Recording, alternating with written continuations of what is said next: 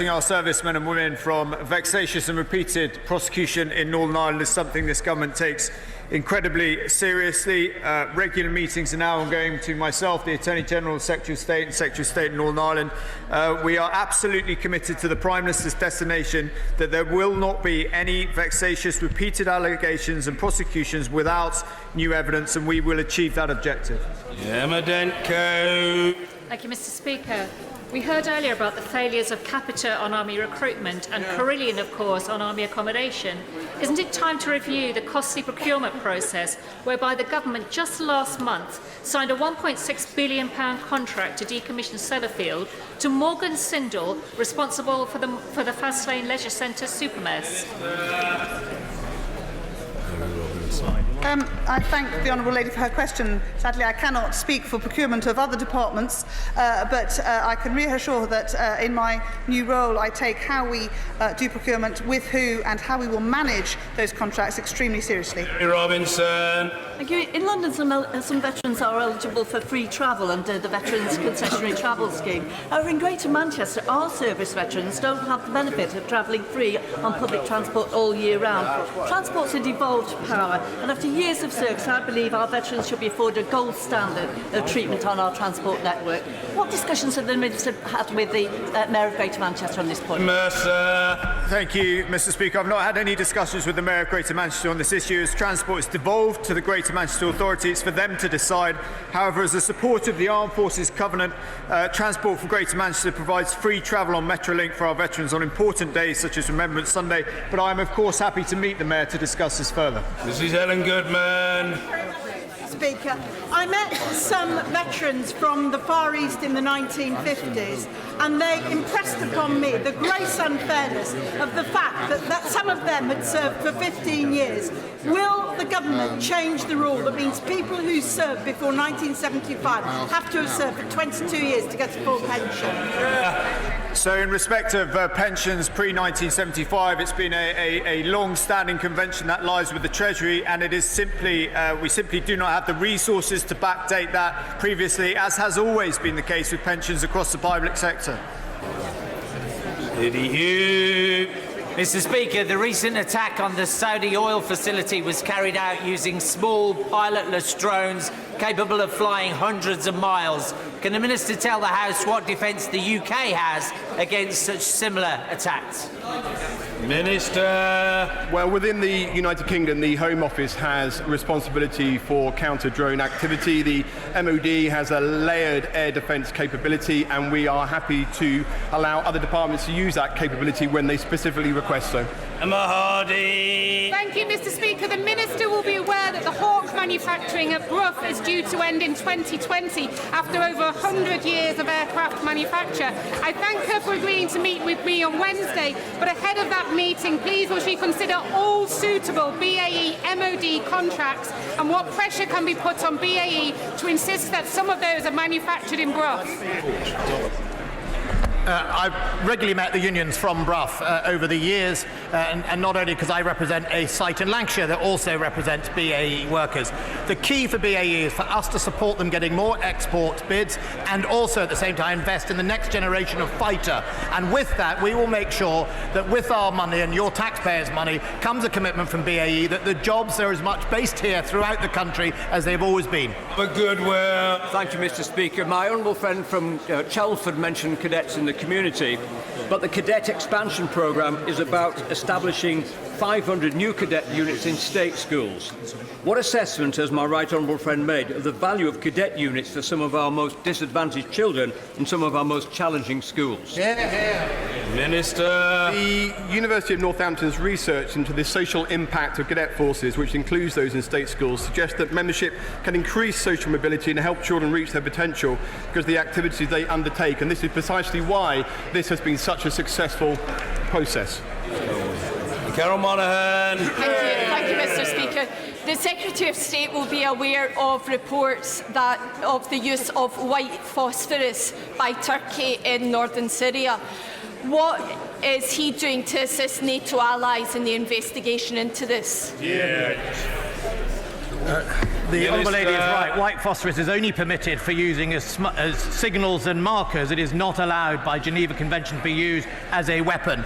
A number of people are collecting evidence about that incident and many other incidents. When that evidence is presented either to me or indeed to OPCW or the UN, then I think we will consider together what the next step should be. Finally, because he mustn't miss out, Ranald Wardener. Thank you, Mr. Speaker. I welcome what the Minister has just said and what the Prime Minister has said repeatedly in March, in July and last week, that we mustn't let politics trump justice. I trust that legislation is coming to stop vexatious prosecutions. But when? So the department has completed a consultation that closed only last week, brought forward by the previous Secretary of State around enhanced legal protections. We're now collecting those responses and we'll look forward to bring forward a bill in early of the new year. Order. I wish to make a statement to the House.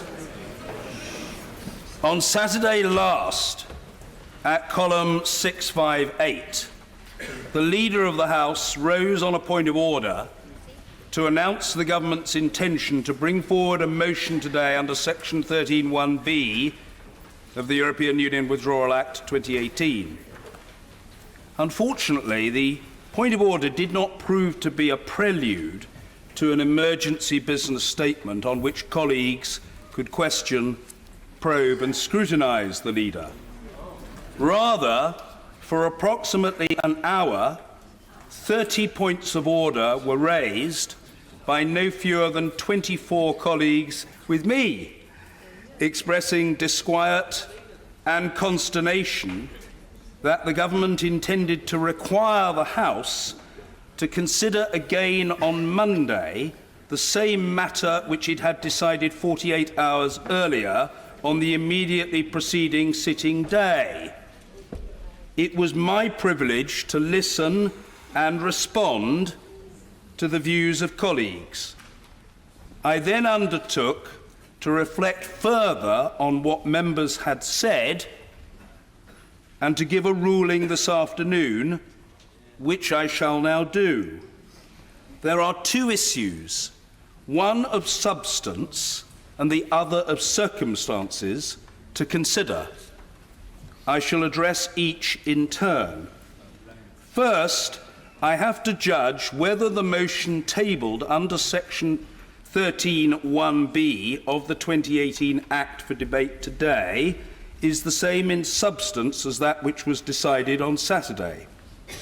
Page 397 of Erskine May is clear that such a motion may not be brought forward again during that same session. It is equally clear that adjudication of cases is a matter for the Chair. I invoked Erskine May and ruled on this issue as recently as March the 18th this year. Saturday's motion sought approval for the withdrawal agreement, the political declaration on the future relationship between the EU and the UK, and the declaration concerning the operation of the democratic consent in Northern Ireland provision. Today's motion seeks approval for the withdrawal agreement, the political declaration on the future relationship between the EU and the UK, and the declaration concerning the operation of the democratic consent in Northern Ireland provision. It is clear that the motions are in substance the same. However, this matter was decided fewer than 49 hours ago. After more than 3 hours of debate, the House voted by 322 to 306 for Sir Oliver Letwin's amendment, which stated that, and I quote, "This House has considered the matter but withholds approval unless and until implementing legislation is passed," unquote. The second matter for me to consider was whether there had been any change of circumstances that would justify asking the House to reconsider on Monday what it had decided on Saturday. On the face of it, unless an event or development external to the House had interceded, it is hard to see a significant change of circumstances that would warrant a reconsideration on the next sitting day. In this case, a reconsideration pre-announced by the Leader of the House just under 21 minutes after the result of the division was announced. However, the government might argue, though to date it hasn't put forward any argument or explanation at all, that the change of circumstances is the Prime Minister's application on Saturday night for an extension of Article 50. This is not persuasive. The application is... This is not persuasive. The application is part of a process rather than a significant event in itself. In summary, today's motion is... I'm extraordinarily grateful to the honourable gentleman. If he'd bear stoically and with fortitude, I shall complete my statement. In summary, today's motion is in substance the same as Saturday's motion, and the House has decided the matter. Today's circumstances are in substance the same as Saturday's circumstances. My ruling is therefore that the motion will not be debated today, as it would be repetitive and disorderly to do so. For the benefit of colleagues not closely familiar with the so-called same question convention, which is very strong and dates back to 1604, I will summarise the rationale for it in a sentence.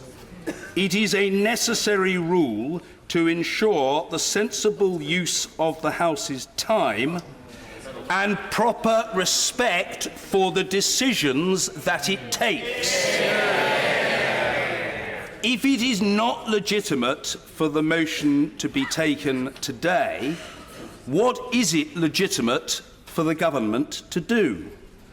The answer is that, as the Prime Minister himself signalled in his point of order on Saturday at column 653 and in his letter to members that evening, the government can introduce its EU withdrawal and implementation bill. Indeed, it has done just that, presenting the bill for its first reading today. I have no doubt that the Leader will offer further details of the intended timetable for the bill when he makes a business statement later today. Meanwhile, I hope that this ruling and explanation are helpful to the House. Order. Point of order, sir. Yes, point of order, Mr. Peterborough. Thank you, Mr. Speaker. I entirely follow the logic of your argument. But what weight did you give to the point that when we were debating on Saturday, nobody knew whether the Prime Minister was going to send a letter or not? And since that has happened, whilst you are quite correct, sir, to say that the motion is the same, an event outside has dramatically changed it. And given that the motion on Saturday is very clear that final approval can't be done until the deal has gone through in legislation, would it not be, as you've always said, to let the House decide on this matter, notwithstanding the fact that the previous motion is clear what actually is going to happen? It would give the country the opportunity to know whether this House approves or disapproves of the Prime Minister's deal. I'm deeply grateful to the honourable gentleman for his point of order. My response is as follows. I did not consider, in reaching a judgment on this matter, whether a letter would be sent, The letter was sent on Saturday evening. More widely, however, the question of whether it would be a material consideration for the chair whether a Minister of the Crown would obey the law, the honest answer to the honourable gentleman is that that consideration had not entered my mind as pertinent to my reflection on the matter. I note the wider point that the honourable gentleman makes, and I respect the fact that it is a point of view. And I intend no discourtesy to the honourable gentleman when I say that I think I have made the argument for and explained the rationale behind the judgment that I have made. I'm not seeking to rubbish the honourable gentleman. I'm simply making... No, I'm not seeking to rubbish the honourable gentleman. I'm simply making the point that having reflected on all of the considerations and the interests of the House, I have reached the conclusion I have reached. And it is important that colleagues hear all parts of it. And the honourable gentleman didn't like part of it, as is politely explained in his point of order, but he will also have heard me say what is open to the government to do. And the government can introduce its bill, and the government can propose a programme motion for it, and the government can proceed with the support of the House between now and the end of the month, as collectively Parliament prescribes. And that seems to me to be entirely proper. I will come to other colleagues. Yes, I'll come to other... particularly the illustrious chair of the European Scrutiny Committee. But first of all, a point of order, Mr Kevin Brennan. Thank you, Mr Speaker. As you'll recall, on Saturday afternoon, I was the honourable member who raised the issue that the Leader of the House should have been making an emergency business statement at that time, rather than relying on the device of a point of order to try to change the business today. I described it at the time as low-rent jiggery-pokery. Isn't it time, Mr Speaker, that the government, instead of playing games with the business of this House, actually subscribe to the usual practices, inform the opposition of their intentions, and indeed inform the Speaker of this House of their intentions in advance, so that we can all get on and with the important business we have to conduct? Well, I'm grateful to the honourable gentleman. Look, let's focus on the arguments and the issues. As somebody, a very long-serving member of this House once said, sadly no longer with us, it's not about policies, it's about policies, it's not about personalities. It's not about personalities, it's about policies. And so I don't want to get into the personalities of it. I know that the Leader of the House disapproves of jiggery-pokery, because I've heard him say so in the past. If memory serves me correctly, on March the 26th, 2015, in the Chamber, he made that very point, that he deprecated the use of jiggery-pokery. I don't want to get into that. I suppose what I want to say is this, that our precedents for changes in business being announced on points of order, it's not the norm, but there are precedents, and I don't want to ascribe any improper motive to the Leader of the House, whose personal courtesy to me over the years has been and remains unfailing. I hope I have reciprocated it. He made the judgment he made. There was very little notice that he was going to say what he said, but that was really perhaps a product of the circumstances. The honourable gentleman might think the circumstance could have been anticipated and some advance notice would have been helpful, but we were where we were, and I don't complain about having to respond to points of order. The Leader didn't stay for all the points of order, he stayed for some of them, but I feel certain that he will since have familiarised himself with all of them. We will hear from the Leader of the House later, and I'm sure we look forward to that. Yes, of course, yes. Well, first of all, point of order, Sir William Cash. I'm most grateful, Mr Speaker.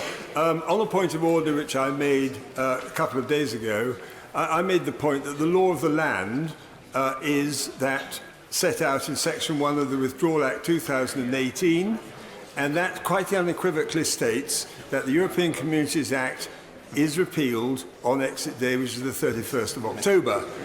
The Ben Act has not done anything yet other than in respect of the letter to change the repeal of the 1972 Act. Therefore, I would simply argue, and I would put it to you, that the question of whether or not, as you mentioned in your statement, there are issues relating to whether or not the law is being obeyed, is not an issue at this stage in the proceedings. For that reason, I simply say to you, if I may, would it be possible for you to reconsider your decision, because I'm afraid that the reality is that the law of the land remains, as I've said last Friday. I'm extremely grateful to the honourable gentleman whose experience in these matters and whose prowess as a lawyer I readily acknowledge.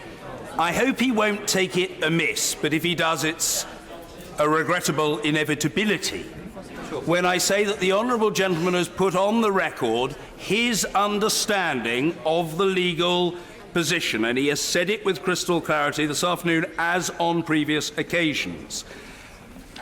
Other people have a different view about the legal position and the significance of the so-called Benn Act.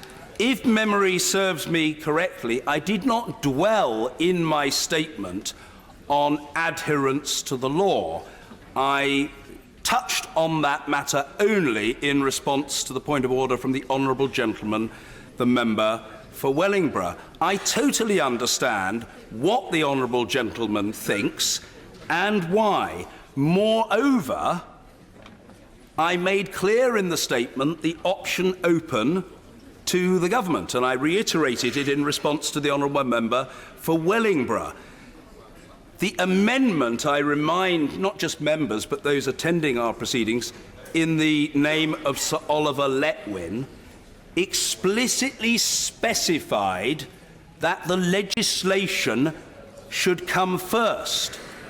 Suddenly to have, at the next sitting day, a debate on the same matter upon which an explicit conclusion was reached on Saturday would seem very unusual. And I have made the judgment I have made.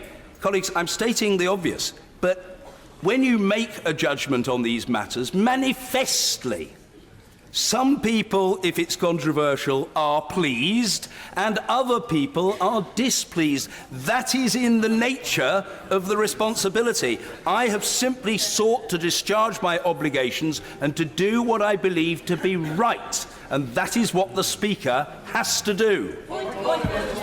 Yes, point of order, Angela Regal. Of course I'll come to the Honourable Lady. Thank you, Mr. Speaker. My point of order is about the nature of this power in the chair to prevent Parliament being asked to vote again and again and again on the same thing. Surely this is to prevent an over-powerful executive attempting to demand,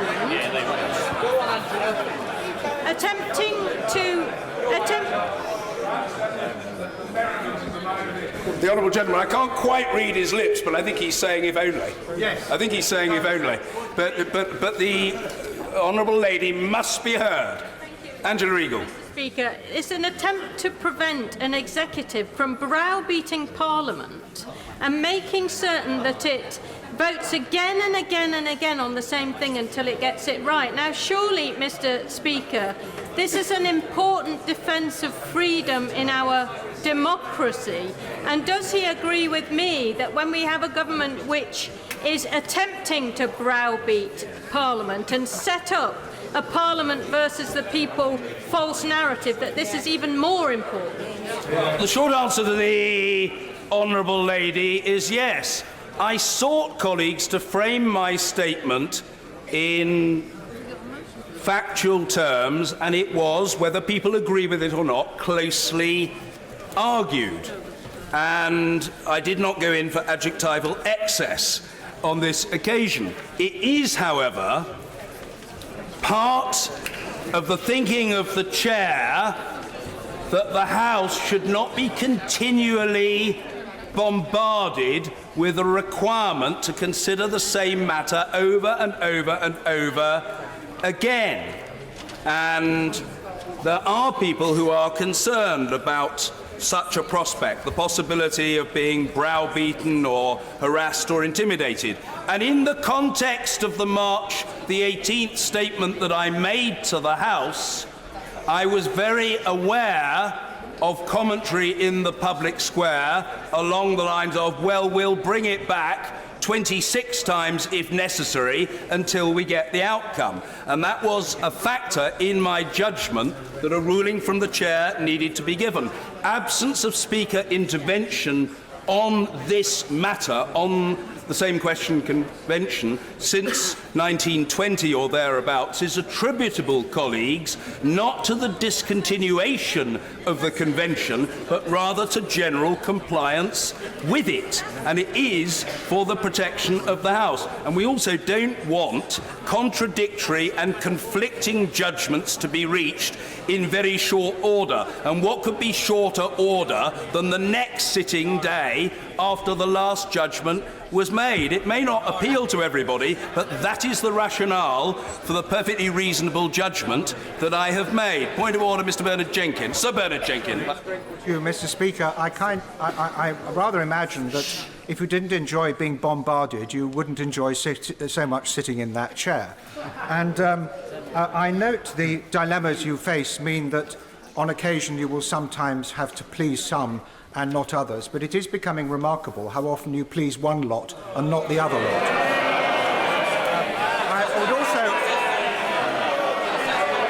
I would also remark, Mr. Speaker, that you have inveighed against most unusual things happening in this House which you did not like. And I would say it is most unusual for a Speaker so often to prevent the government having debated the matters which the government wished to put before the House. And it has also been one of your mantras, Mr. Speaker, that the House should be permitted to express its view, even when it comes to changing the meaning of standing orders. And yet you have denied the opportunity of the House to express its view on this matter, because this motion was never voted on Saturday.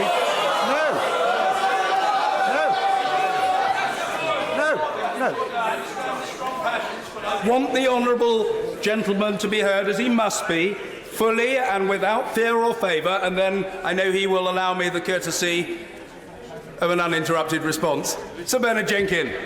Because this motion was never voted upon, it ceased to exist. It ceased to exist as soon as it was amended, and I confess, Mr. Speaker, surprised that the reason for my right honourable friend's amendment, my right honourable friend for South Dorset's amendment being tabled, failed to enter your head, because the reason was there was an anxiety that the law was not going to be complied with and the letter would not be sent. So the circumstances have changed in that respect. And can I just alert you and the House, Mr. Speaker, to the fact that my committee will be holding a hearing on the role of the Speaker. It has to be said, somewhat in the light of the experience of recent months. First of all, let me say I'm grateful to the honourable gentleman for his multifaceted point of order, and it was multifaceted. There were several features to it, and that's important. Secondly, I say to the honourable gentleman that I hear what he says about his committee conducting an inquiry into the role of the Speaker, and that's absolutely proper, and I think he said something from a sedentary position about tomorrow and evidence being taken and witnesses being heard, and that's absolutely right. I don't know what he expects me to deduce from that. I wouldn't dream of seeking to comment adversely, still less to trespass, which it would be quite improper to seek to do, upon the legitimate autonomy of any select committee of this House. And it's perfectly proper for his committee to do that. I'm entirely untroubled by it, and it's a reflection of his conscientiousness that he should undertake such an inquiry. Thirdly, what I say to the honourable gentleman, and there are people in this chamber who know very well the truth of what I say to the honourable gentleman, with respect to how unfortunate that one side seems to be disadvantaged by judgments from the chair. Let me say to the honourable gentleman, I haven't got off the top of my head a count of the number of times that I have granted in the past urgent questions and, in some cases, though they were less fashionable at the time, emergency debates to people of what was then called a Eurosceptic disposition and would now be called a Brexiteer disposition. And the honourable gentleman was one of them. And when I was granting the honourable gentleman and some of his honourable and right honourable friends the opportunity to challenge, to question, to probe, to scrutinise, in some cases to expose what they thought were the errors of omission or commission of the government of the day, I don't recall the honourable gentleman complaining that I was giving him too many opportunities to make his point, and it wasn't a fair use of the House's time, and it was very unfair on his party, and it was a violation of the rights of his government. Now, it may be that sotto voce he was somehow making this point, but if so, I didn't hear it. And I remind the honourable gentleman additionally, and I think fourthly, that yes, and I will make the point because it's an important point to make, that his honourable friend, the member for Basildon and Billericay, tabled an amendment to the Queen's speech in 2013 on the case for a referendum on UK membership of the European Union, a most unusual, though perfectly proper thing for a government backbencher to do. And I selected that amendment, and I did so because I thought that it was well supported and there was a compelling case for it to be considered. So what I'm saying to the honourable gentleman is that when he was getting the decisions in his favour, he wasn't grumbling. He's grumbling now because he doesn't like the judgment. But the judgment I've made is an honourable and fair one, and I'm afraid if the honourable gentleman doesn't like it, there's not much I can do about that. I'm trying to do the right thing for the House as a whole. And my last point, yes, my last point to the honourable gentleman is this, and it's very important not just for members or even particularly for members in the House, but for those observing our proceedings. Nothing in what I have said in any way impinges upon the opportunity for the government to secure approval of its deal and the passage of the appropriate legislation by the end of the month. If the government have got the numbers, the government can have their way, and it's not for the Speaker to interfere. The judgment I've made is about the importance of upholding a very long-standing and overwhelmingly observed convention of this House. That is what I've done, and I make absolutely no apology for it whatsoever. Point of order, Caroline Flint. Thank you very much, Mr. Speaker. I'm seeking clarification on the implications of the Benn Act to the proceedings over the next week or so. And I'm happy to put it in writing if that's helpful, and I'm sorry for not having done so already. The Benn Act, as the Speaker knows, was amended by the amendment put forward by my honourable friend, the member for Aberavon. And if you recall in the debate, Mr. Speaker, my right honourable friend, the member for Birkenhead, asked my right honourable friend, the member for Leeds Central, why there was no purpose to his bill, to which the latter Member of Parliament said, we don't want a purpose on this bill, and the implication was to keep it open-ended. Clearly, the amendment that then was then passed by this House included the amendment by my honourable friend, the member for Aberavon, which stated very clearly that there could be no extension beyond the 31st of October unless it was to secure a deal. So could I have maybe some clarification from the Speaker, or maybe in writing tomorrow, that when amendments come forward over the next few days or the next few weeks, only amendments that are pertinent to securing the deal in relation to the essence of that deal, rather than revoking Article 50 or have a second referendum, will be the ones that will be taken, because it is all about securing the deal.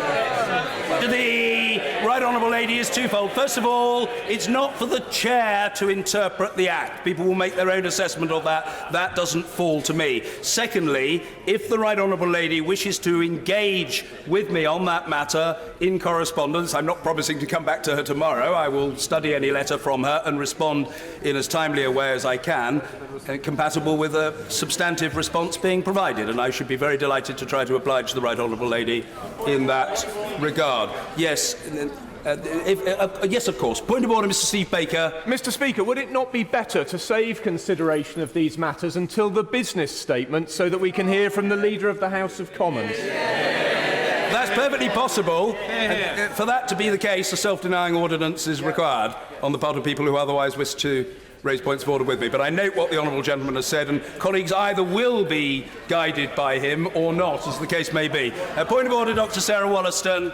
Mr. Speaker, could I make a helpful suggestion that you send a photocopy of Erskine May to members of the government? But on a more serious point, well, it's true. I want a second vote. That the government keeps insisting that members of this House should have the opportunity to change their mind. Isn't it time they extended the same courtesy to the British people? Yeah. Well, I note what the honourable lady has said. The second point is a political one, to which I won't respond. In relation to Erskine May, it is available free online.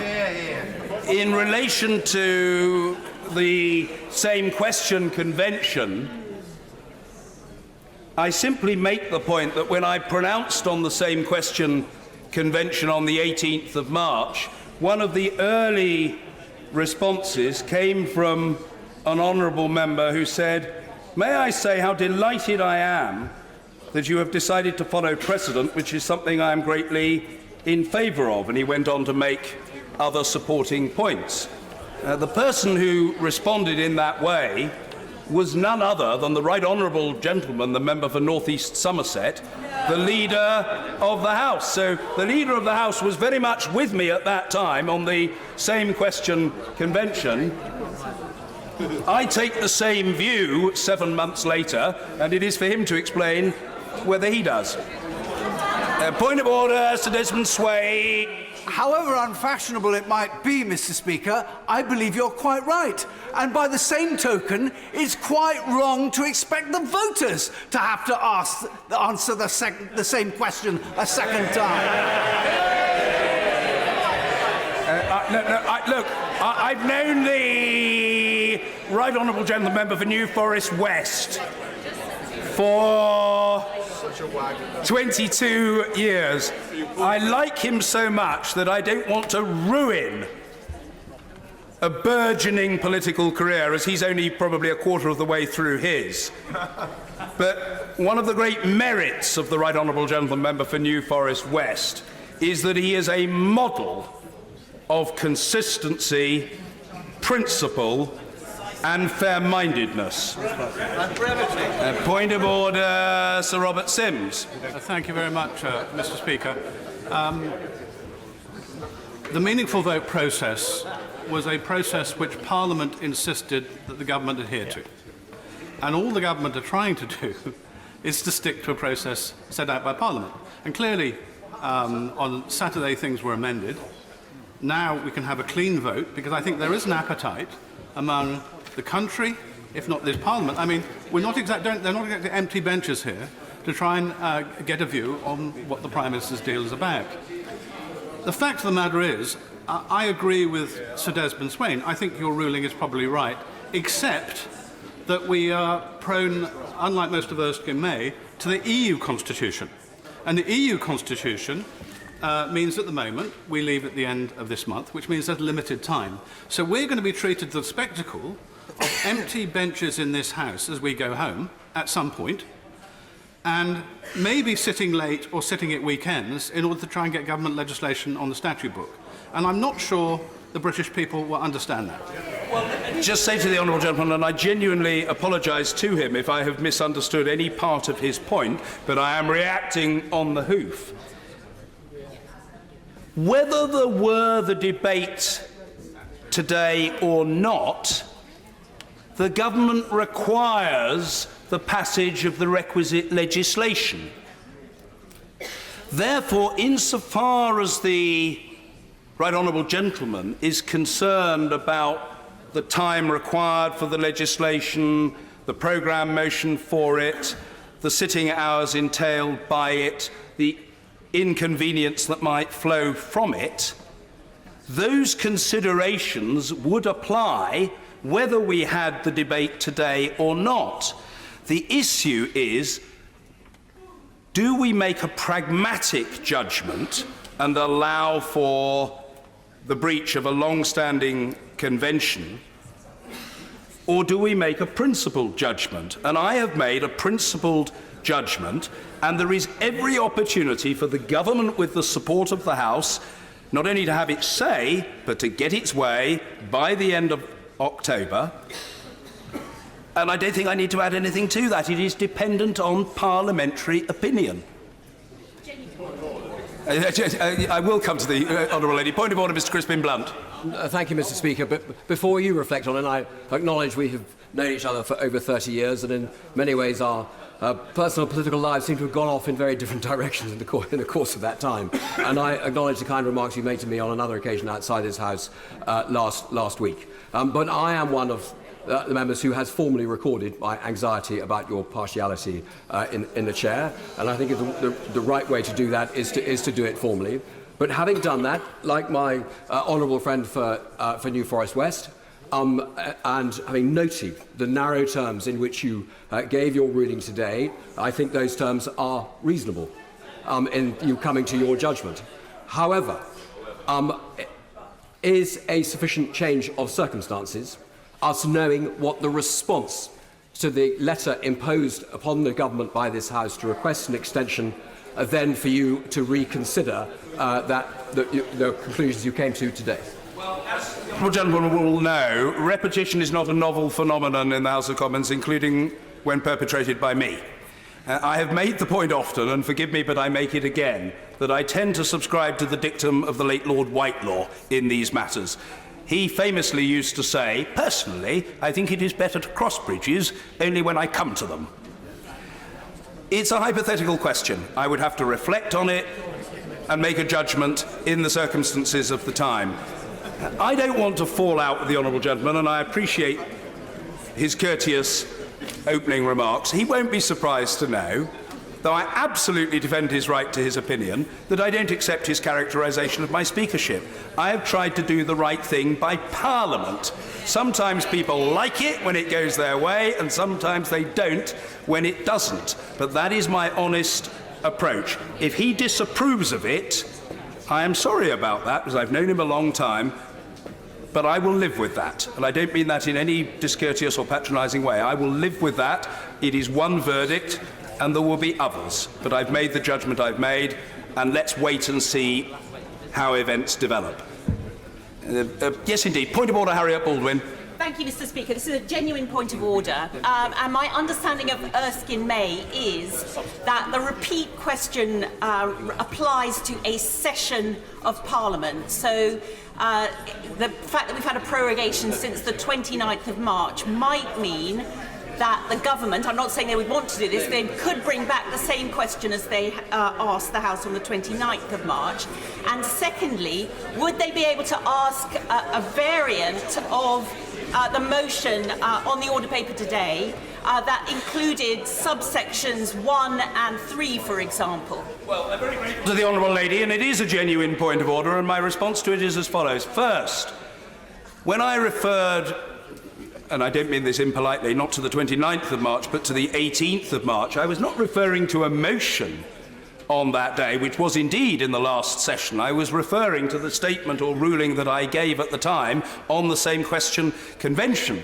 The ruling on the same question convention has not just survived from one session to another, it has in fact survived for the last 415 years. So I don't think we need trouble ourselves unduly on that matter. Secondly, I very specifically was making the point that the matter has been treated of as recently as Saturday, with a very clear decision reached by the House on the amendment to the motion, and therefore it would not be appropriate to consider that matter today. Thirdly, when she inquires about whether a different formulation of words or section or subsection would render it open, such a motion, to a different judgment on the same question convention, I hope she'll understand when I say I can't possibly pronounce upon that until I know the circumstances. I would have to see the particulars, and I'm grateful for the rather vigorous nodding of the head of the Right Honourable Gentleman Member for Wokingham, who, at least on that point, seems to agree with me. Point of order, Mr. David T.C. Davis. Well, thank you, Mr. Speaker. In citing your ruling just now, you spoke of the importance of precedent and convention. And yet earlier on this year, when you allowed a motion that everyone thought was unamendable to be amended. You said, sir, I'm not in the business of invoking precedent, nor am I under any obligation to do so. If we were guided only by precedent, nothing would ever change. Yeah.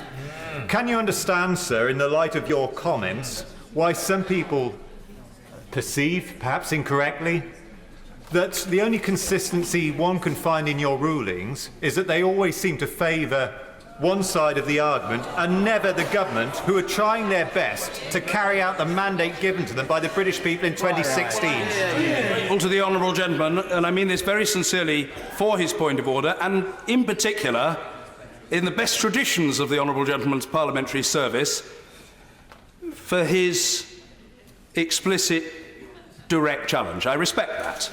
No whispering behind his hands or muttering into his soup or anything like that. He's challenging me directly. I don't agree with him. I think the consistent thread is that I try to do what I think is right by the House of Commons, including by, in many cases, minorities whose voices need to be heard. What I said when I allowed the amendment in the name of the Right Honourable and learned gentleman, the member for Beaconsfield, on, if memory serves me correctly, the 9th of January this year, was that the will of the House should be tested. It may well be that it had not been the norm for such motions to be amended, but I felt the circumstances were different. Very specifically, I sensed that there was a very strong appetite for that amendment amongst several parties in the House and a resistance to it by a very much smaller number of parties. And I thought the will of the House should be tested. It is true that we are guided not only by precedent, but what I would say to the honourable gentleman is that just because we're not guided only by precedent doesn't mean that we're not guided at all by precedent. What one has to do is to make a balanced judgment about what best serves the interests of the House. And all I would say to the honourable gentleman is that as recently as Saturday, at the insistence of the government, and I think with the support of the House met on Saturday to deliberate on this very matter. Simply to allow the matter to be reconsidered 2 days later and the very next sitting day seems to me to be entirely unreasonable. And nothing that I have said by way of conclusion today flies in the face of contrary expert advice that I have received. I have consulted, I have taken advice, I have listened to people expert in these matters, and I have not been counselled that what I have said today is wrong. I have not been counselled that what I have said today is wrong. And I have a very strong sense that there is a pretty wide acceptance that on this matter, my judgment, however inconvenient and irksome to some people, has the advantage of being procedurally right. Point of order, Mr. Robert Halfon. Thank you, Mr. Speaker. I respect your judgment, and I share your love of precedent, but given what you have said, and given that there have already been a number of votes in this House for a second referendum and voted against, will you apply the same precedent about having repetitive votes when you consider in your deliberations if amendments are put forward for a second referendum? To the honourable gentleman for what he said, and the principle that I have enunciated has wider application. We are in a new session. The same question convention applies to consideration of the same matter in the same session. I very gently say to the right honourable gentleman that we are in a new session, a point that is in fact so blindingly obvious that I'm sure it won't have escaped the right honourable gentleman, who is a very clever fellow, for a moment. Yes, indeed. Point of order, Dr. Caroline Johnson. Some of my constituents have written to me today concerned that the reason that the vote has not been allowed is because the result would go in the government's favour. Now, I'm sure that I've heard that you've given reason for it, but on Saturday the amendment was brought forward by a right honourable member, member for West Dorset. He has said himself that were the bill to be brought forward, the vote to be brought forward now, that he would not amend it again, and that he would support the government's legislation to come forward. So is there not a sign that actually something has changed since Saturday? The answer to that, I don't recall every single word that the Right Honourable Gentleman Member for West Dorset has said, though I am familiar with the thrust of his argumentation on these matters. It is a matter of record that the Right Honourable Gentleman Member for West Dorset has voted for the withdrawal agreement 3 times, and it is a matter of record that he has expressed support for the government's latest deal with the European Union, causing him, therefore, to be inclined to vote for the legislation. The Right Honourable Gentleman can vote for the legislation if he wishes, and I have every expectation on the strength of what he said that he will do so. But the Right Honourable Gentleman doesn't determine what the judgment is about the same question convention. I mean, he could if he were the Speaker of the House, and if the Honourable Lady is going to make a belated attempt to persuade the Right Honourable Gentleman to abandon his retirement plans and to seek election to the chair, she may have success with him or she may not. I don't know. He doesn't seem to be offering me any encouragement in that matter. But I've made the judgment I've made, and I think it's the right judgment to make. Point of order, Mr. Geraint Davis. Point of order. Her Majesty the Queen thought she had 5 weeks to write her Queen's speech, and then she was just given a few days, and she's waiting intently to know what the response of the House is on the Queen's speech. But instead, the Leader of the House has put down a motion which is basically a copycat of the motion on Saturday in breach of Erskine May, and predictably, I've got to say, Mr. Speaker, you ruled it out of order. Isn't this a discourtesy to Her Majesty and reason that the Leader should reconsider his position for his own incompetence? Well, I'm very grateful to the Honourable Gentleman, but I don't think we should get ahead of ourselves. I certainly am not accusing the Leader of discourtesy. I'm not doing so at all. In fact, I celebrated his unfailing courtesy to me, and I think he would acknowledge mine to him. We are going to hear from the Leader of the House with the business statement, and if the Honourable Gentleman wants to question the Leader of the House on that business statement and to express his indignation, I very much doubt any force on earth will stop him doing so. If that exhausts the appetite for now of colleagues to raise points of order, and I'm very grateful to colleagues for what they've said and for the courtesy with which they've expressed themselves, whether they agree with my ruling or not. We come now to the first of our urgent questions. Urgent question, the Leader of the Opposition, Jeremy Corbyn. Thank you, Mr. Speaker. I'd like to ask an urgent question, namely to ask the Prime Minister to make a statement on the publication of the European Union Withdrawal Agreement Bill and his letter of the 19th of October to the European Council seeking an extension to the period provided under Article 50.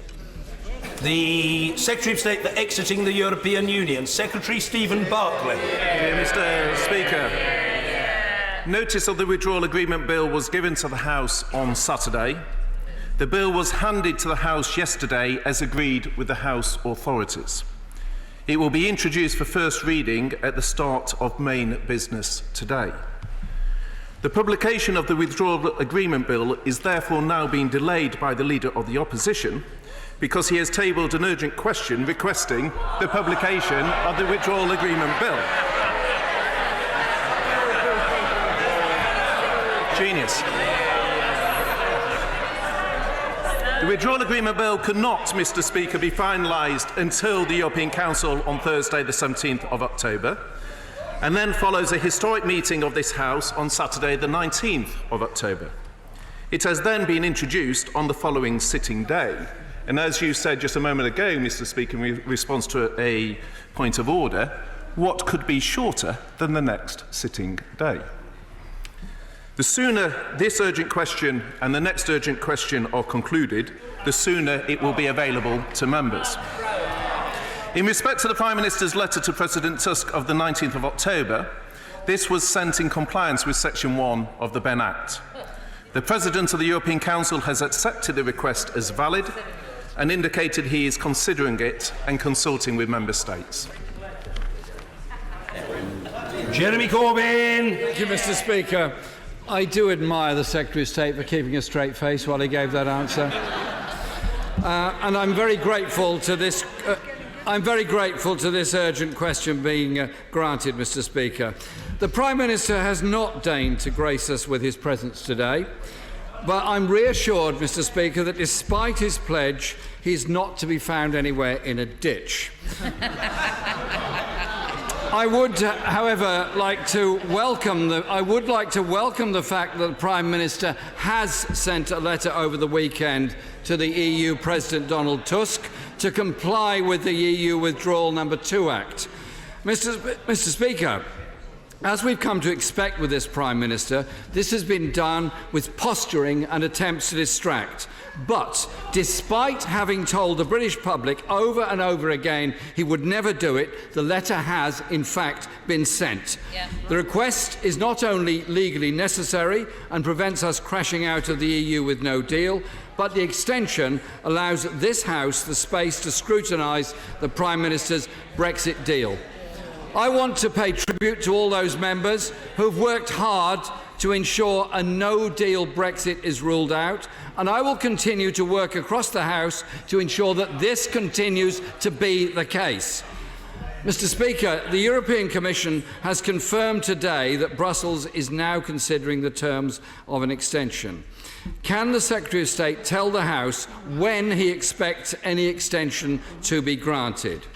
And can he categorically rule out the absolutely ridiculous reports yesterday that Conservative MPs are trying to amend the law to jail members of Parliament alleged to have colluded with foreign powers? Does he, like me, fear that for the honourable member for Shrewsbury and Atcham, who is telling everyone who will listen that he is trying to collude with the Polish and Hungarian governments to veto any possibility of Article 50 extensions? Mr. Speaker, this type of nonsense is doing nobody any good at all. If the Prime Minister wants to get his deal through, he should bring forward the withdrawal agreement bill for scrutiny. Will he also bring forward an economic impact assessment? Yes, that would be good. Which has so far not seen the light of day. And will he allow this House ample time to scrutinise what this deal means to the communities that we all represent? Well, I can tell the House what has been ditched, and it is the Honourable Gentleman's manifesto, which he has ditched from the commitment he gave to respect the referendum result to one which is now characterised by dither and delay. He says that he questions the letter from the Prime Minister. What the Prime Minister made clear is that we would abide by the law. And what Lord Pannick has confirmed, amongst many others, is that the Prime Minister has done so. So there is no question as to the commitment from the Prime Minister, but of course he disagrees with the action, and it won't surprise any members either of this House or of the European Council as to what the position of the Prime Minister is and his commitment to leaving on the 31st of October. The Honourable Gentleman talks about collusion. We in this House, Mr. Speaker, want to collude with the British public to respect the referendum result and to get Brexit done. And when he talks about delay, he should answer this question.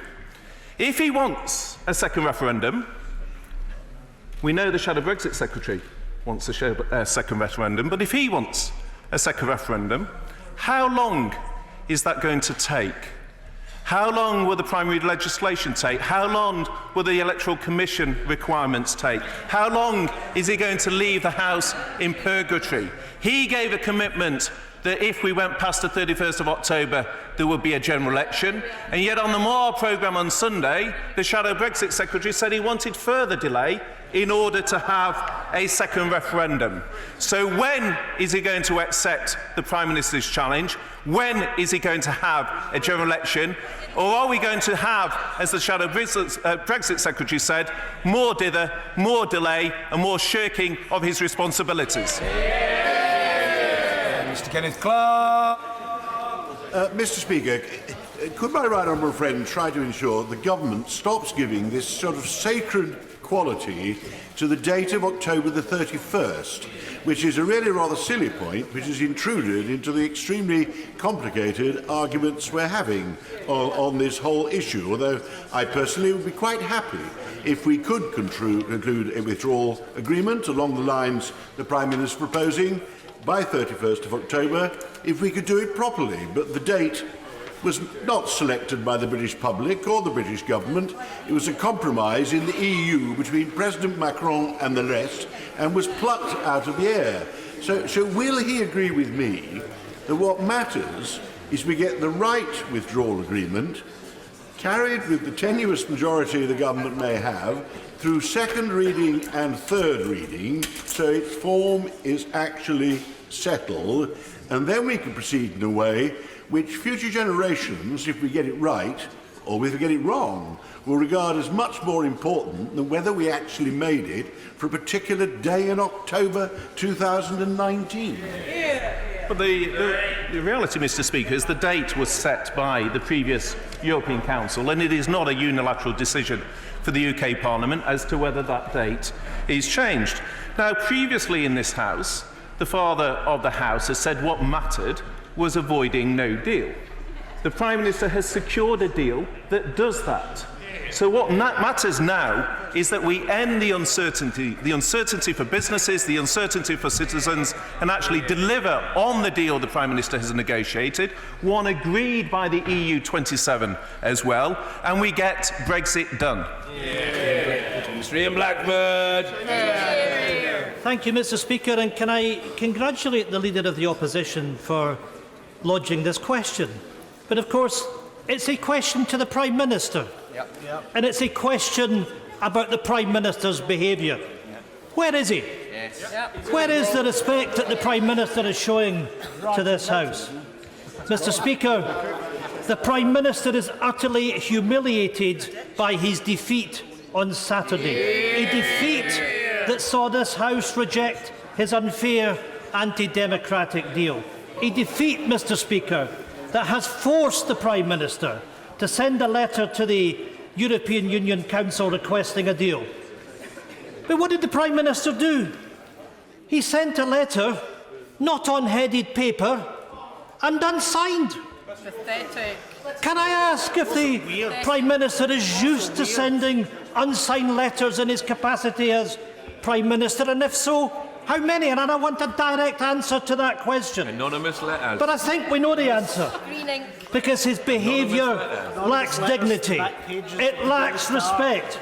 It is not becoming of any Prime Minister. Once again, the Prime Minister has shown himself to be unworthy of the office he holds. Mr. Speaker, I have with me a copy of a joint letter sent from the First Ministers of Scotland and Wales to President Tusk. Properly addressed, with their official letterheads, and duly signed. The Prime Minister should take note. That is a lesson on how to behave. Because his actions don't just show disrespect to this House, but to the court in Scotland, but to President Tusk himself. Despite the Prime Minister's childish games of sending a contrary letter, of course, the SNP is pleased to see that the grown-ups in room, namely the European Council, are now considering the extension. An extension that must be secured to protect our interests from the economic oblivion if we were to exit the European Union on a no-deal Brexit. Mr. Speaker, I join with the Leader of the Opposition to express the SNP's outrage that the Prime Minister has instructed his government to publish the withdrawal bill without securing adequate time for parliamentary debate and scrutiny. Once again, this Conservative government is showing disregard for democracy. It is absolutely imperative that representatives here are able to do our jobs and scrutinise the legislation given the magnitude of the implications. So I say to the Prime Minister, through the Secretary that's here, if he's not afraid of democratic debate, secure the extension and let's give the time for full scrutiny of the bill. And let me ask this. If he's so sure that the people are with him, will he confirm today that he will seek support for this bill from the Scottish Parliament, who must give consent first? Well, the crux of the issue is the Prime Minister has complied with the law. But it is right that alongside that he sets out his well-known views, and that should not come as a surprise to the right honourable gentleman any more than it should to any other member of this House. But what is unworthy, Mr Speaker, is to have referendums and to ignore the result.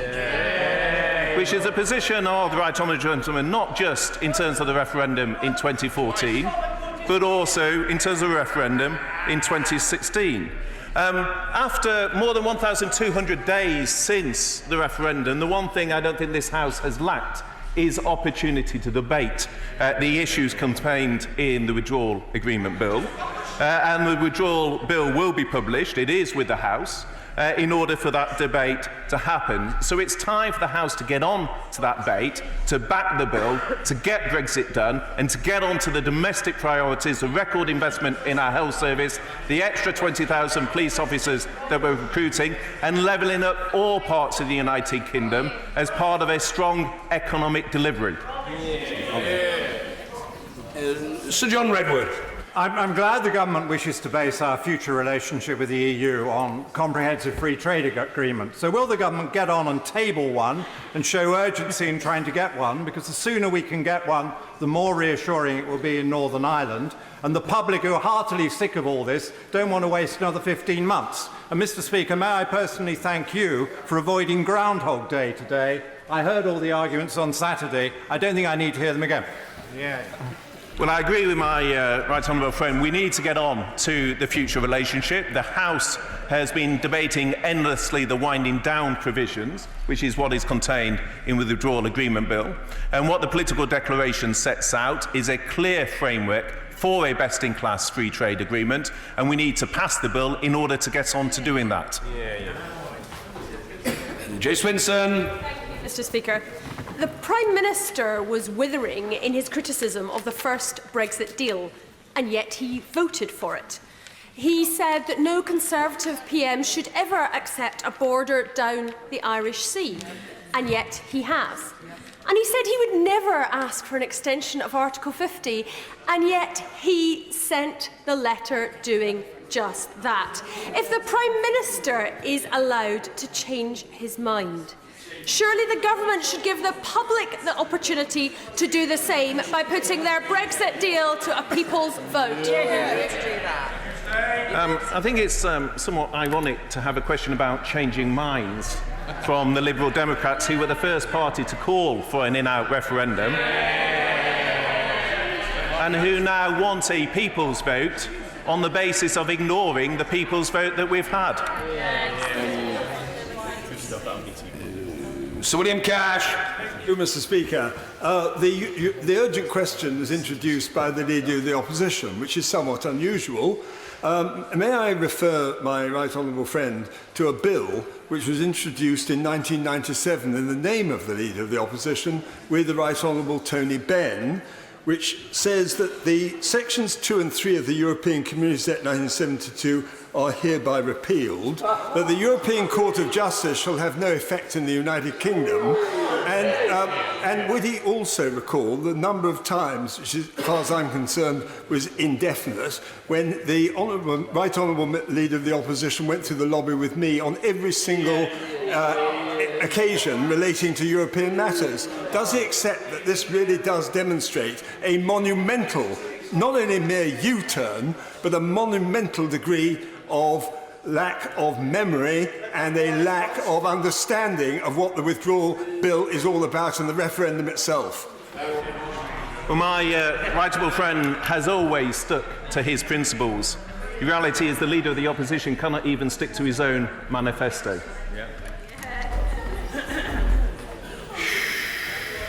Angela Eagle. Thank you, Mr Speaker. Doesn't the Brexit Secretary agree with me that the Prime Minister has a problem with veracity? He told us that he would rather be dead in a ditch than sign the letter and sign the letter. He told us that there would be no border in the Irish Sea. and then he negotiated a border in the Irish Sea. Why on earth should we ever believe a single thing that this Prime Minister says? Well, the Prime Minister didn't sign the letter, so I think the issue with veracity was actually in the question. Mr. John Whittingdale. Would my right friend agree that what the recipients of the letter and other EU member states, and indeed the country, want to know is whether or not the agreement that they have reached with the Prime Minister commands the majority support of this House? And how does he propose to explain to them that now, on a second day of the House of Commons meeting, we are still unable to discover that? Very much share my right honourable friend's frustration. That exactly is the question that will be posed in capitals. They have reached a deal with the government. They want to see the UK leave in a smooth and orderly way. That is what their citizens want to see, is what UK citizens in Europe want to happen, and the sooner we get on and do it, the better. Mr. Hilary Benn. Thank you very much, Mr. Speaker. It's reported that the Secretary of State this morning told the House of Lords Select Committee that under this agreement, goods leaving Northern Ireland for the rest of the United Kingdom will require an exit summary declaration to be submitted. Can he confirm for the House that such declarations have to be made when goods leave the customs territory of the European Union? If so, how does that square with Article 4 of the protocol, which says that Northern Ireland is part of the customs territory of the United Kingdom? It's either part of the European Union or the United Kingdom. It can't be both. Well, what I was referring to in those remarks was in line with international obligations. Some practical information will be needed to be provided electronically on the movement of goods from west to east. However, the government will be considering the process during the implementation period. Craig McKinley. Thank you, Mr. Speaker. Can I just say on the floor of this House now, I have zero and absolutely no respect for the Ben Surrender Act. I have no respect by the means by which it was brought to the House and the order paper was taken over. I have no respect that it had 4 hours debate with 1 day's notice. I have no respect. Now, Mr. Speaker, you were not in the chair that afternoon, but the manner in which manuscript amendments were being debated before they're available, this was a shambolic act brought by those who do not want to respect Brexit. The government should be in control of the order paper, and if others don't want that, they can lay a vote of no confidence that they will not do. I really wonder, Mr. Speaker, what is this urgent question for? Is it an argument that somehow the government should have delivered a letter that was gold-trimmed on a sort of a sequined velvet cushion to the Commission? Can the Secretary of State confirm that the letter has obviously been treated as genuine and is being dealt with in the appropriate way by the Council of Ministers, much as I would have preferred that the government and the Prime Minister had ignored this shambolic Ben Act? Well, the Ben legislation, as he well knows, was designed to prevent a no-deal exit. The Prime Minister was told that changing the backstop was impossible. He delivered it. He was told the withdrawal agreement text couldn't be changed. He did so. We now have a deal that the House can pass. I hope members across the House will do so with the withdrawal agreement bill in order that we can leave on the 31st of October, as citizens and businesses around the country want us to do, and to get on with it. Mr. Barry Chairman. Mr. Speaker, I hope the Minister realises that I could never get angry with him. He's always been, he and I have always had very good relationships, and I trust him a very long way. But can I ask you, can I beg him to talk to the Prime Minister about this whole sort of, it's almost a philosophy of get on with it. You know, we must get this done, get on with it. Would he agree with me? It's our sacred duty, not just to get on with it, to make sure what the deal is, the quality of it, actually serves our constituents, because they depend on us for their health, their welfare, their future, their prosperity. So we must take this business seriously and slowly. Get on with it is a nasty jibe. Stop it. Well, firstly, can I thank the honourable gentleman for the kind words with which he prefaced his question, and I very much have always enjoyed working with him on that basis. In terms of the detail, he's right. We do need to get that detail right. But we also need to be clear as to what the scope of the withdrawal agreement bill is. It is to implement the deal, the international treaty that has been reached. It is not to determine the future relationship, which the House, through the withdrawal agreement bill, will have a lot of opportunity in terms of the negotiation mandate to discuss and get right. So we need to implement the treaty.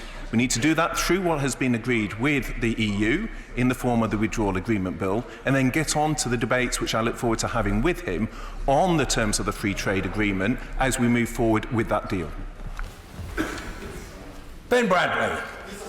I wonder if my honourable friend shares my concern that two members of opposition frontbench parties now have said it's not good enough simply to police the Prime Minister's actions through the courts. They now also want to police his thoughts and opinions as well. I think that's quite a sinister preview of what life might be like under a Labour government if it were to happen. Can he confirm my understanding of the process for the following week and the legislation, and perhaps for my constituents' clarity, that if members opposite bring forward amendments that are not compatible with the agreement that we've made with the European Union, all that will achieve is not to have the outcome of those amendments, it will just frustrate and prevent us from passing a deal and leaving on time.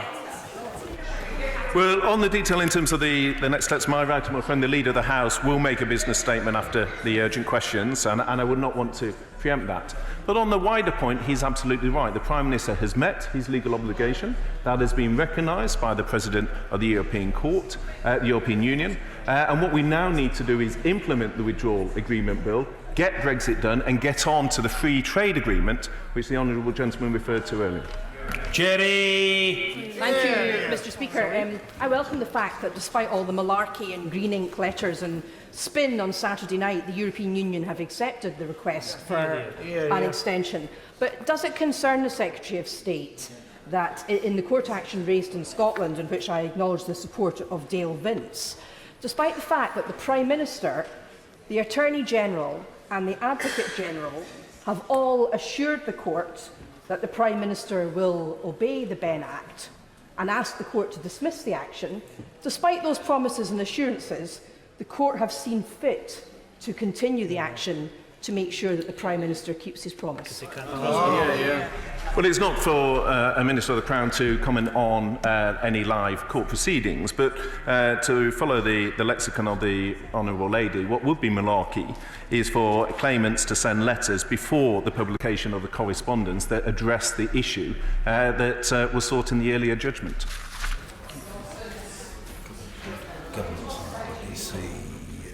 Neil O'Brien. Recently returned to the House after 2 weeks paternity leave following the birth of my thank you very much. Following the birth of my son, my beautiful son Arthur, I've returned to find even better the Prime Minister secured a wonderful Brexit deal, which I look forward to voting. Name? You want to know the name of the child? Arthur, Mr. Speaker. Can my right honourable friend reassure me that he will now crack on and get the legislation through so that we can get Brexit done and not be still talking about this when Arthur is old enough to drive? Let me be the first to congratulate the honourable gentleman on the birth of Arthur, and we wish him a long and happy and healthy life. And I had noticed the absence of the honourable gentleman, and it's very good to welcome him back to the chamber. Secretary of State. Well, there may have been delays in getting Brexit delivered, but I'm delighted that Arthur has been delivered, and I'm sure I speak for the whole House in both offering our congratulations and also wishing Arthur every success for the future. He's absolutely right. I think up and down the country there is huge frustration both amongst our constituents but also with businesses that want an end to the uncertainty, want to see a deal reached, recognise it's in the country's interest to leave in a smooth and orderly way, and see that the Prime Minister has agreed a deal that is brought to the House. It's now for the House to pass the legislation to enable us to move forward and to get on to the other priorities we want to do. Ian Murray. Thank you, Mr. Speaker. I have received thousands of emails since the Prime Minister brought back his deal on Thursday from constituents who are asking me to tell them what the impact of this deal will be on their jobs, livelihoods and future prosperity for the communities in which they live. I'm unable to do so because the government are refusing to publish an economic impact assessment. What is the answer to them? Will GDP go down? Will jobs and unemployment go up? What is the answer? Well, the answer is to listen to the Bank of England governor, who says that getting this deal passed will be a boost to our economy, because there's a huge amount of investment ready to be released into the economy if we get this deal passed. The voices of business up and down the country want a decision, want the UK to move forward in a smooth and orderly way, and the best way of addressing the concerns of his constituents is to get Brexit done. Ollie Elphick. Mr. Speaker, at the Dover front line, we have long been ready for any eventuality, deal or no deal, to leave the European Union. But what we now need is certainty, because uncertainty, and it's dragging on, is becoming economically damaging. So has he had any representations from party opposites about how they'll assist with getting on with Brexit, or has he only ever heard, as I have heard, that they simply want to cancel Brexit and defy the British people? I absolutely agree with my honourable friend that what we need is certainty, and what the Prime Minister's deal offers is exactly that. And what we have from the benches opposite is more dither, more delay, a desire for a second referendum, and yet no clarity as to how long that second referendum would take. Ms. Leslie. I understand the Minister's political reasons for the reluctance around the Benn Act, but it is the law of the land. And it's important, because I'm worried from what he's said, that he seems to give the impression it's only about sending a letter. It's more than that. Section 1, subsection 4 of the Benn Act requires that the Prime Minister, quote, must seek to obtain an extension. So it's not just a matter of sending a letter, he must seek to obtain that extension. And that involves using the Prime Minister's best endeavours, his good faith, in trying to. There's a duty on the Prime Minister, Mr. Speaker, that he must seek to obtain an extension. So will the Minister acknowledge that the legal duties on the Prime Minister are not simply about sending an unsigned letter? Well said. I mean, the reality is this is Parliament's letter, and the Prime Minister has sent Parliament's letter. But he's been clear that he will comply with the law. He has complied with the law. That is reflected in the comments of figures such as Lord Panic. But he is also entitled to express his views, and that's exactly what he's done. Andrew Percy. Thank you, Mr. Speaker. Can I say that lots of my constituents in East Yorkshire and North Lincolnshire think that what happened on Saturday was a Westminster bubble, smarty pants little stitch-up to stop us leaving the European Union on October 31st. And you know what, Mr. Speaker? That's exactly what it was. And can I say to him, the reason why October the 31st is so important is because so many people in this country, particularly across the north of England, have figured out what's going on in here. There is an attempt to play for time, to delay, delay and delay, with the one and simple aim, which is to overturn the referendum result that people in here never accepted and never had any intention of accepting. Well, my honourable friend is absolutely right. The House said that it didn't believe the Prime Minister would get a deal. He did get a deal. They said they wanted a meaningful vote. Then when the opportunity is presented to have a meaningful vote, they make it meaningless. It's time for those games to stop, for us to get a deal through, and the opportunity to do so is to support the withdrawal agreement bill that legislates on the deal the Prime Minister has reached. Catherine McKinnell. Speaker, the Chancellor has responded to the Treasury Select Committee's request of 3 months ago, asking for updated economic analysis of the free trade agreement that the government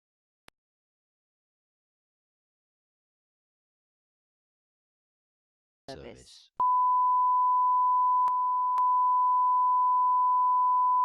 This is the primary audio circuit for the Reuters live service.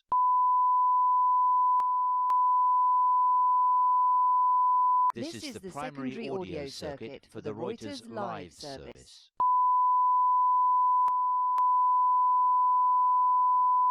This is the primary audio circuit for the Reuters live service.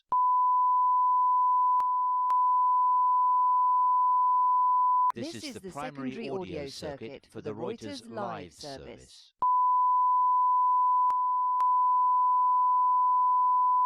This is the primary audio circuit for the Reuters live service.